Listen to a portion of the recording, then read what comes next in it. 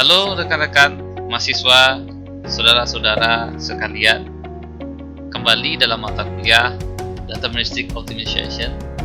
Pada topik yang kedua, bagian yang kedua, kita akan membahas penggunaan metode grafis atau graphical method dalam linear programming.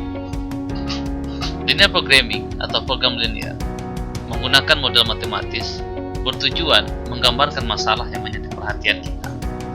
Linear berarti semua fungsi matematis tadi dituntut dalam bentuk fungsi linear.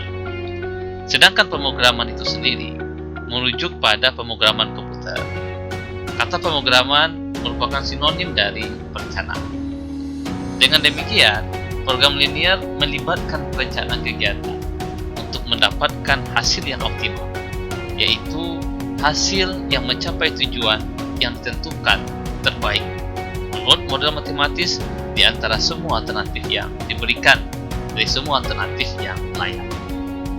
Salah satu metode yang digunakan dalam menyelesaikan program linear adalah metode grafis. Namanya adalah metode grafis, jadi bentuknya adalah representasi dari sebuah gambar. Metode grafis sesuai dengan namanya, metode ini menggunakan bentuk representasi grafis untuk mendapatkan nilai-nilai dari variabel keputusan. Untuk penyelesaian masalah program linear, diperlukan mengetahui terlebih dahulu model matematis standarnya bagi permasalahan yang dikatakan program linear. Kita sebelumnya sudah mempelajari bahwa bentuk formulasi di mana ada fungsi maksimasi dan minimasi dari fungsi tujuan, dan ada kendala dan ada send restriction. Rekan-rekan mahasiswa, adapun tahapan dari metode grafis terdapat 7 langkah. Yang pertama, mengidentifikasi tujuan dan kendala. Yang kedua, memformulasikan dalam model matematis itu sendiri. Pada bagian yang ketiga, kita membuat grafik kendala dalam satu sumber gambar titik koordinat. Kemudian pada bagian tadi, kita menentukan daerah yang visible atau daerah layak dan titik-titik koordinat. Pada tahapan yang kelima, kita memilih variabel keputusan. Pada bagian keenam, kita lihat pergeseran garis tujuan, dan bagian ketujuh kita trial and error pada titik-titik ekstrimnya. Pada bagian ini, saya akan menggunakan software QM for Windows untuk menyelesaikan masalah Gyapeto yang sudah diberikan pada video sebelumnya, di mana Gyapeto memproduksi wooden solder dan trains, mempunyai karakteristik harga jual per unit dan biaya material per unitnya, kemudian ada biaya overhead, dan ada batasan dalam finishing labor dan carpentry labor. Setiap material diproduksi digunakan untuk memproduksi wooden solder dan train, dan ada kapasitas demand untuk masing-masing produk. Gyapeto ingin memaksimasi weekly profit, di mana profit adalah perbandingan antara revenue dikurangi dengan cost atau selisih dari revenue dengan cost.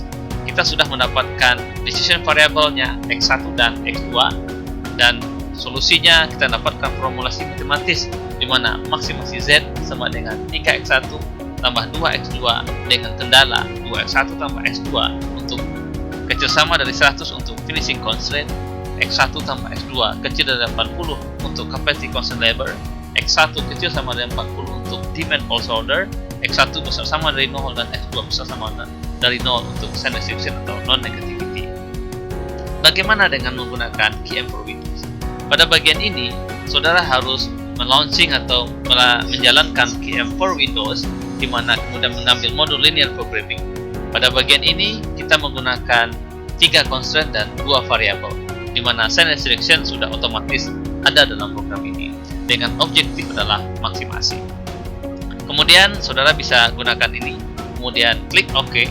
Pada bagian ini akan terlihat sebuah fungsi objektivitas di mana maksimasi, kemudian kita tuliskan maksimasi 3X1 ditambah dengan 2X2, di mana 2X1 ditambah dengan X2 kecil sama dari 100, dan X1 tambah X2 kecil sama dari 80 pada bagian capacity labor, dan X1 kecil sama dari 40. Setelah ini, saudara bisa gunakan solve pada bagian solve. Pada bagian solve, pada solution, saudara bisa lihat pada bagian grafik, di mana perlu diperhatikan bahwa metode grafis ini hanya mengakomodir untuk 2 variabel. Sehingga untuk beberapa variabel lainnya kita bisa menggunakan metode simplex. Pada bagian ini terlihat bahwa telah ada daerah visible. Daerah yang bercetak warna biru ini memperlihatkan bahwa warna ini adalah daerah visible atau daerah layak untuk setiap variabel. Seperti tahapan selanjutnya, kita menentukan titik-titik ekstrimnya, di mana 80,0, kemudian di titik ini 40,0, dan pertemuan antara masing-masing garis. Di sini terlihat bahwa titik yang paling optimum adalah di mana X1 berada di sama dengan 20 dan X2 sama dengan 60 dengan nilainya adalah 180. Pada bagian solution kita bisa lihat solution listnya. Di sini listnya adalah di mana X1 adalah bentuk variabel basis dengan nilai 20, X2 sama dengan 60 di mana optimal value-nya adalah 180. Software ini cukup powerful ketika kita menyelesaikan dalam berbagai program-program linear atau tools-tools lainnya. Kembali pada metode grafis. Pada metode grafis ini kita lihat bahwa ada isoprofit line dan constraint. Tanda ini menunjukkan inilah garis-garis biaya. Isoprofit line merupakan fungsi dari 3x1 tambah dengan 2x2 atau fungsi tujuannya tadi. Di mana fungsi tujuan tadi dilakukan pergeseran, maka bertemulah pada titik ekstrim, di mana titik ekstrim ini adalah pertemuan antara x1 sama dengan 20 dan x2 sama dengan 60 dengan nilai optimal value-nya adalah 180 US dollar. Demikian saudara, semoga ini dapat dipahami dan kita berdiskusi di forum diskusi. Selamat belajar.